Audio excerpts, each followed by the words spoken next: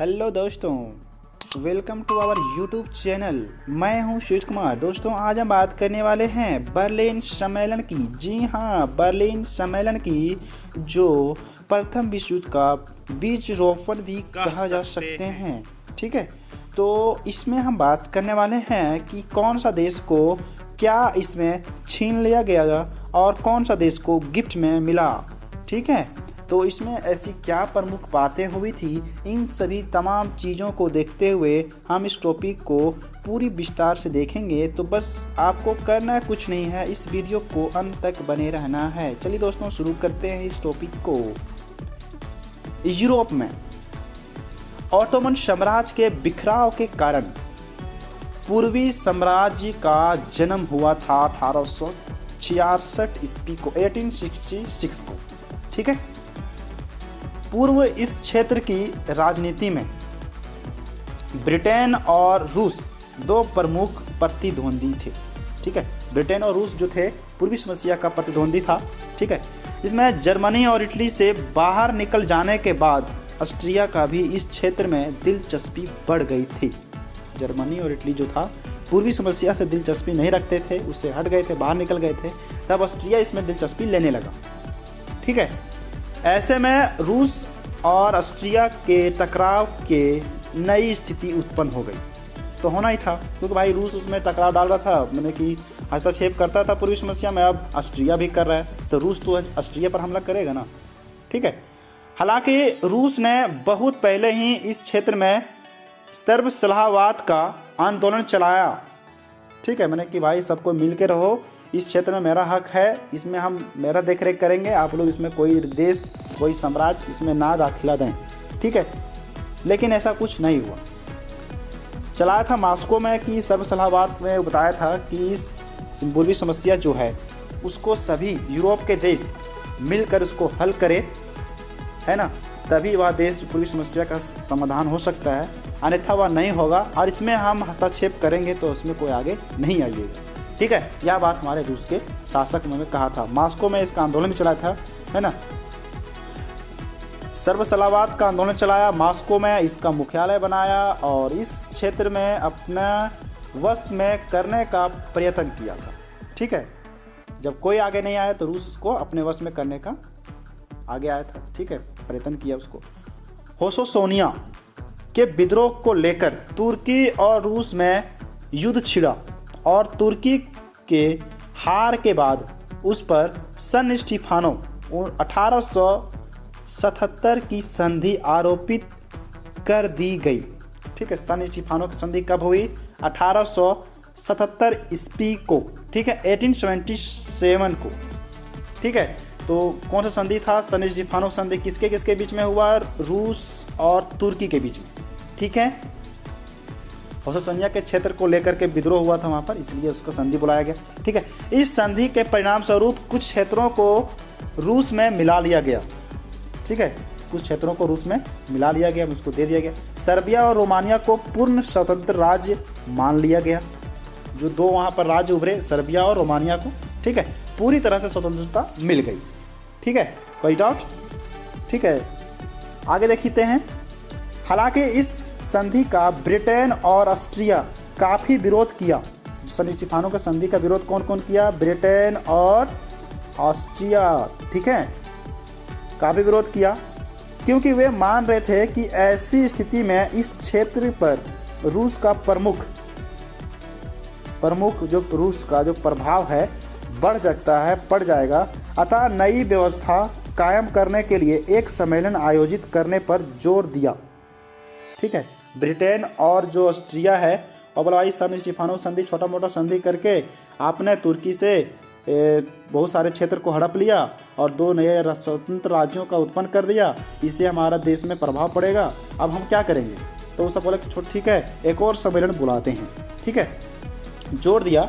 रूस ने इस सम्मेलन का विरोध किया, क्योंकि उसे यह पता था कि जो उसे लाभ प्राप्त हुआ था वह उससे छीन लिया जाएगा। ब्रिटेन और ऑस्ट्रिया जब बोला ठीक है एक और संधि करेंगे, उसमें पूरे यूरोप के देश शामिल होंगे और उसमें प्रमुख नेताओं का भाग होगा, और जो लोग वही जो करेंगे कि नहीं उस देश को ये मिलना चाहिए, उस क्षेत्र को ये मिलना चाहिए, जो वह निर्णय करेंगे वह सभी को मानना होगा। लेकिन इसका रूस जो है विरोध कर रहा था कि भाई नहीं, हम ऐसा नहीं करेंगे, क्योंकि जो मुझे प्राप्त हुआ है वह इस संधि में हमें छीन लिया जाएगा, उससे डर बना हुआ था। ठीक है, ऐसे में पूरे यूरोप में तनाव उत्पन्न हो गई और लगा कि फिर से युद्ध छिड़ जाएगा पूरे यूरोप में। ऐसे में बिस्मार्क ने मध्यस्थता करने का विचार किया, मैंने कि सभी को मिलाने का काम किया और रूस को इस सम्मेलन में बुलाया और रूस को आश्वासन दिया कि पूर्वीय समस्या में जर्मनी की कोई दिलचस्पी नहीं है, अतः यह निश्चय पक्ष या ईमानदार दलाल की भूमिका निभाएगा। ठीक है, यह जो बात है हमारे बिस्मार्क जो जर्मनी का या पर्शिया का बोल सकते हैं उसमें शासक था, वह रूस को आश्वासन दिया, मैंने कि भरोसा दिया कि भाई देखो कि सभी लोग आ जाओ, हम तो सभी को मैटर को सॉल्व कर देंगे, हमारा पूर्वी समस्या में कोई तो उसमें दिलचस्पी है नहीं, आप तो पहले बता चुके हैं। ठीक है, हम उसमें कुछ करेंगे नहीं। ठीक है, सबको आ जाओ। यही बात सुन करके हम बिस्मार्क बताते हैं कि हम ईमानदार दलाल, ठीक है, तो इसका मैंने कि हम नेतृत्व करेंगे, सबको आ जाओ। ठीक है, तो जून 1878 ईस्वी में सभी संपन्न देशों का सम्मेलन बर्लिन में आयोजित किया गया। ठीक है, कहाँ पर? बर्लिन में। कब किया? जून 1878 ईस्वी में। ठीक है, सभी संपन्न देशों का सम्मेलन बुलाया गया था, वहाँ पर आयोजित किया गया। इस सम्मेलन में तीखे वाद विवाद के कुछ निर्णय लिए गए, मैंने कि बहुत तीखा वाद विवाद हुआ, वहाँ पर बात हुआ, सभी देश का मैंने यूरोप का सभी प्रमुख नेता वहाँ पर मौजूद थे। ठीक है, तो वाद विवाद हुआ और उन्हें बर्लिन संधि के रूप में स्वीकार किया गया। ठीक है, बर्लिन संधि के रूप में उसको स्वीकार किया गया, क्योंकि बर्लिन जो था हमारे जर्मनी में था, वहीं पर संधि हो रहा था। ठीक है, स्वीकार किया गया। इसके अनुसार बाल्कन संबंधित निम्नलिखित व्यवस्थाएं थी। तो क्या है उससे जुड़ी तमाम बातें? पहला है, रूस के पास आर्धन बॉटम कोर्स बने रहे, लेकिन उसे टर्की को वेजिट का क्षेत्र लौटाना पड़ा। वेजिट का जो क्षेत्र था उसको टर्की को फिर से, टर्की बोले तो तुर्की, ठीक है, इंग्लिश में टर्की बोलते हैं उसको लौटाना पड़ा। रूस जो है वह वेजिट का क्षेत्र उसको टर्की को दे दिया, उसे रोमानिया का द्रोपर्जा का क्षेत्र लौटा, पर उसके बदले में उसे बसेरडिया का क्षेत्र प्रांत जो था उसका प्राप्त हुआ।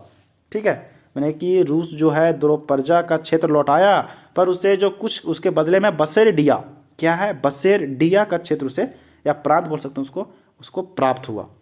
ठीक है, दूसरा पॉइंट है, सर्बिया, रोमानिया और मॉन्टेनीग्रो को पूर्ण स्वतंत्र राज्य घोषित किया गया। कौन कौन से वहां पर क्षेत्र को घोषित किया गया? सर्बिया, रोमानिया और मॉन्टेनीग्रो को पूर्ण स्वतंत्र राज्य घोषित किया गया। ठीक है, थर्ड पॉइंट, सन स्टीफानो की संधि के बाद जिस बड़े बुल्गारिया राज्य का निर्माण किया गया था उसे रोमानिया और मैसेडोनिया को घटाकर छोटा कर दिया गया। ठीक है, रोमानिया और बुल्गारिया जो बना था हमारा, वह मैसेडोनिया, रोमानिया और मैसेडोनिया को घटाकर ही छोटा कर दिया गया। ठीक है, बुल्गारिया जो राज्य निर्माण हुआ था। ठीक है, अब आगे देखते हैं। बुल्गारिया राज्य को स्वयं शासित राज्य घोषित किया गया। स्वयं शासित माने कि वह अपने से शासन करे। ठीक है, राज्य घोषित किया गया। यद्यपि नाम मात्र का अब भी टर्की का प्रभु सत्ता बनी रही, यानी कि जो बुल्गारिया क्षेत्र पर टर्की का जो नियंत्रण था वह नाम मात्र का रह गया था, वहां पर होता कुछ नहीं था बेसिकली। ठीक है, इस तरह ऑटोमन साम्राज्य के अंतर्गत ही रोमानिया तथा मैसेडोनिया को स्वशासित प्रदेश घोषित किया। ठीक है, अब देखते हैं फोर्थ पॉइंट, ऑस्ट्रिया हंगरी को बोस्निया हर्जेगोविना और नोवी बाजार को अधिकृत करने और शासन करने का अधिकार प्राप्त हुआ। कहने का अर्थ है, ऑस्ट्रिया हंगरी जो था पहले एक ही था, है ना, उसको बोस्निया और हर्जेगोविना प्राप्त हो गया और नोवी बाजार भी उसको प्राप्त हुआ। उसके अंदर में आ गया कि उस क्षेत्र में तुम उसको नियंत्रण करेगा, है ना, यह बिस्मार्क का चाल था। ठीक है, कि ऑस्ट्रिया जो है वो बोस्निया हर्जेगोविना पर नियंत्रण रखेगा। ठीक है, उसका अधिकार उसको प्राप्त दे दिया गया। इसके साथ ही मॉन्टेलीग्रो को सर्बिया से अलग कर सर्बिया के आकार को भी छोटा कर दिया। ठीक है, सर्बिया के आकार को छोटा कर दिया, मॉन्टेलीग्रो जो था उसको काट दिया गया। ठीक है, ब्रिटेन को साइप्रस का द्वीप प्राप्त हुआ। ब्रिटेन को साइप्रस का द्वीप प्राप्त हुआ, ब्रिटेन। ठीक है, उसका कौन सा क्षेत्र मिला उसको? साइप्रस का द्वीप प्राप्त हुआ। ठीक है, 5 पॉइंट था हमारा। 6 पॉइंट देखते हैं। 6 पॉइंट है दोस्तों, बर्लिन सम्मेलन के निर्णायकों ने संतोषजनक निर्णय करने तथा युद्ध को टालने का या रोकने का दावा किया। जो युद्ध हो रहा था वहां पर पूर्वी समस्या में को लेकर के, उसको युद्ध को टालने का दावा किया कि यह युद्ध टाला जा रहा है, बाकी कुछ नहीं हो रहा है। परंतु यह संधि स्पष्ट रूप से यह प्रकट करता है कि इस संधि ने बाल्कन की जनता की अभिलाषाओं को महाशक्तियों की प्रतिद्वंद्विता का बलिदान कर दिया। ठीक है, जो छोटे छोटे देश थे वहां पर उसको बड़े शक्तियों के हाथों में दे दिया। ठीक है, बर्लिन कांग्रेस ऑस्ट्रिया और इंग्लैंड के मांग पर बुलाया गया था। ठीक है, बर्लिन कांग्रेस किसके मांग पर बुलाया गया था? ऑस्ट्रिया और इंग्लैंड के मांग पर बुलाया गया था। ठीक है, जिसमें स्पष्ट था कि रूस की शक्ति को कम करना था। ठीक है, तथा शक्ति स्थापित करना, यानी कि वहाँ पर एक शक्ति स्थापित करना कि कोई भी देश किसी दूसरे छोटे मोटे देश पर हमला हुआ छोटे मोटे संधि करके उससे छीना नहीं सकता है। ठीक है, जो उस प्रकार से रूस पहले किया था उसको कम करने के लिए। ठीक है, तथा सन स्टीफानो की संधि रद्द करना, सन स्टीफानो की संधि को रद्द करना भी इसका एक लक्ष्य था, बर्लिन कांग्रेस। ठीक है, इसके अतिरिक्त यूरोप तुर्की साम्राज्य का एक नया जीवन मिला। यूरोप में फिर से तुर्की को जीवन मिला जीने के लिए, बर्लिन कांग्रेस की। ठीक है, ब्रिटेन के प्रधानमंत्री डिजरेली ने दावा किया था कि बर्लिन में सम्मान के साथ शांति लेकर लौटा। ब्रिटेन का प्रधानमंत्री कौन था वहां पर? डिजरेली। वह दावा किया अपने देश में जाकर के कि हम बर्लिन की सम्मेलन से सम्मान के साथ शांति लेकर लौटा। लेकिन डिजरेली को यह दावा बहुत हर्षों तक गलत था। यह ठीक है कि डिजरेली के प्रयत्नों से बाल्कन क्षेत्रों में रूस प्रभाव रुक गया, है ना। उनकी हमारा ब्रिटेन भी चाहता था कि रूस का जो प्रभाव है वह कम हो जाए। उसका भी उसका मत था, उसको भी अच्छा लगा कि चलो ठीक है, रूस का भी प्रभाव कम हो गया रूस पर, पूरा यूरोप में। ठीक है, रुक गया। परंतु रूस का प्रभाव अन्य क्षेत्रों में बढ़ गया। रूस का प्रभाव अगर यूरोप में कम हुआ तो अन्य क्षेत्रों में बढ़ गया। ठीक है, बाल्कन प्रायद्वीप के ईसाइयों को सन स्टीफानो के संधि द्वारा जो मुक्ति मिली थी, अब दोबारा से उन्हें टर्की के दायित्व पर छोड़ दिया। ठीक है, कहने का अर्थ है रूस जो है सन स्टीफानो के संधि करके जो ईसाइयों को मुक्ति दिली थी, अब उसको किसके हाथों में छोड़ दिया? टर्की के हाथों में दायित्व छोड़ दिया कि अब जो करेगा वही करेगा। ठीक है, बोस्निया और हर्जेगोविना जैसे सरल बहुल प्रांत को ऑस्ट्रिया को सौंपकर भारी भूल की गई थी। ठीक है, बोस्निया और हर्जेगोविना किसको सौंपी गई थी? ऑस्ट्रिया को, या उसके नज़र से ब्रिटेन के प्रधानमंत्री डिजरेली की नज़र से बहुत बड़ी भूल थी कि ऐसा नहीं करना चाहिए था। ठीक है, अब देखते हैं आगे। अब भूल तो हो गई है, क्या करेगा देखो, जिसके कारण एक नई तरह समस्या उत्पन्न हो गई। उपर्युक्त दोनों प्रांत सर्बिया में मिलनी चाहती थी। ठीक है, कहने का अर्थ है बोस्निया और हर्जेगोविना जो है सर्बिया में मिलना चाहती थी, लेकिन उससे किसे प्राप्त हुआ? ऑस्ट्रिया को। ठीक है, देखो दोस्तों, क्लियर होते जाइएगा तभी आपको समझने में बहुत फायदे होगा इस टॉपिक को पढ़ने में। ठीक है, आप हमारे इस वीडियो से पता कर सकते हैं कि आप कितने क्लियर हैं। ठीक है, और सर्बिया ने इसके लिए दावा किया गया था, मगर इसके मान को नज़रअंदाज कर दिया गया था क्योंकि वह एक महाशक्ति नहीं था। सर्बिया भी बात को रखा था सम्मेलन में कि हर्जेगोविना और बोस्निया जो है हमें दिया जाए, लेकिन वो छोटा शक्ति था, बड़ा शक्ति नहीं बन पाया था, इसलिए उसको इसकी बातों को नज़रअंदाज कर दिया था। डिजरेली का यह दावा मरते हुए मरीज को अर्थात तुर्की के बचा लिया। हालांकि यह सत्य है कि तुर्की को बहुत सारे क्षेत्र प्राप्त हुए, किंतु एक महाशक्ति के रूप में पतन हो चुका था। ठीक है, तुर्की को बहुत सारे क्षेत्र मिला, लेकिन उसका जो महाशक्ति था वह खत्म हो चुका था। ठीक है, इतना उसका हस्तक्षेप हो चुका था, उसका उतना माने कि उसका विखंडन हो चुका था। ठीक है, वह कमजोर हो चुका था तुर्की। वह किसी तरह आगे 20 वर्षों तक जर्जर अवस्था में जीवित रहा। 20 वर्षों तक आप जोड़ सकते हैं, 1876 से 1878 से लेकर के 1898 तक 20 वर्षों तक जीवित रहा, माने कि 19वीं सदी तक। ठीक है, जर्जर अवस्था में माने कि बहुत ही कठिन अवस्था में जीवित रहा। लेकिन बर्लिन सम्मेलन में बाल्कन क्षेत्रों का अनेक प्रांतों का निर्माण कर और महाशक्तियों द्वारा आपस बांट लेने के कारण उसके विघटन पर अपनी स्वीकृति दे दी। ठीक है, ब्रिटेन मैंने कि वहाँ पर बहुत सारे महाशक्तियाँ आई और तुर्की के महान तमाम जितने भी बड़ी बड़ी क्षेत्र थी उसको लूट लिया, छोटी मोटी संधियाँ करके उसको हड़प लिया और तुर्की को धीरे धीरे 20 वर्षों तक कमज़ोर करता गया और 20 वर्षों तक ही वह जीवित रह पाया। फिर लास्ट में उसको पूरी तरह से यूरोप के नक्शे से ही हटा दिया। ठीक है, इसलिए डिज़रेली का यह दावा किया कि वह सम्मानपूर्वक शांति लेकर लौटा है, मान नहीं हो सकता है। अधिक से अधिक वह यह कह सकता है कि मैं बर्लिन से साइप्रस द्वीप लेकर वापस आया हूँ या वापस लौटा हूँ। ठीक है, यानी कि डिज़रेली जो है वहाँ पर शांति सम्मेलन में गया बर्लिन कांग्रेस में, तो उससे वह साइप्रस की द्वीप को लेकर आया है। अधिक से अधिक इतना ही बोल सकता है। ठीक है, और इससे अधिक यह नहीं कह सकता है कि पूरे शांति यूरोप में बना कर आए हैं। ठीक है, बर्लिन सम्मेलन के निर्णयों का असफल होना असंभावित था, क्योंकि मूल समस्या राष्ट्रवाद की थी। मूल समस्या किसकी थी? राष्ट्रवाद की थी, जिसे भुला दिया गया। ठीक है, मूल समस्या तो वहाँ तो राष्ट्रवाद की थी, लेकिन उसे भुला दिया गया और वहाँ पर बात दूसरे पर उठ पड़ा और उसी पर हल हो गया।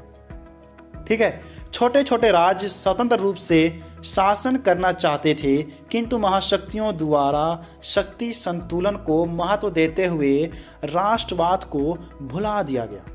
राष्ट्रवाद को भुला दिया गया, महाशक्तियों द्वारा ही शक्ति संतुलन को महत्व देने लगा। ठीक है, राष्ट्रवाद को भुला दिया गया। सबसे ज्यादा नुकसान बुल्गारिया का हुआ, जहां बुल्गर जाति के एकता और राष्ट्रीयता को समाप्त कर दिया गया। ठीक है, इसमें कोई संदेह नहीं कि बर्लिन सम्मेलन के अनेक दोष थे, अनेक दोष थे, यानी कि बहुत सारे दोस्त थे कि क्या ऐसा होना नहीं चाहिए, ऐसा क्यों कर रहा है ना, ऐसे तमाम क्वेश्चनें वहाँ पर उठ रही थी। किंतु तत्कालीन परिस्थितियों ऐसी थी कि महाशक्तियाँ शांति स्थापित करने को ज़्यादा महत्व दी। यानी कि स्थिति ऐसी हो गई कि अभी तत्काल में सबसे पहले शांति करो, शांति बनाओ, आगे जो होगा सो देख लेंगे।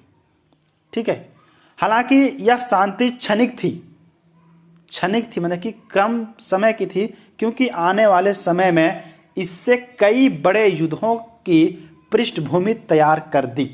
जो हम जानते हैं कि सबसे पहले प्रथम विश्व युद्ध हुआ 1914 में। ठीक है, 1914 से 1918 तक चला और हम बात कर रहे हैं 1898 तक की।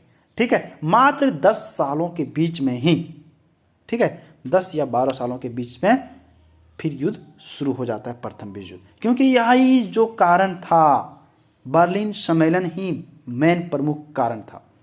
ठीक है, कि ऐसा क्या किया कि प्रथम विश्व युद्ध का बीज रोपण हो गया। ठीक है, तो दोस्तों यह था मेरा कांग्रेस ऑफ बर्लिन। ठीक है, तो दोस्तों वीडियो कैसी लगी यह हमें कमेंट बॉक्स में जरूर बताएं। दोस्तों हमारी मोटिवेशन बढ़ाने के लिए और हमारी नेक्स्ट वीडियो देखने के लिए हमारे चैनल को सब्सक्राइब करें और हमारे वीडियो को लाइक करें और अपने दोस्तों को शेयर करना एकदम ना भूलें। Thank you.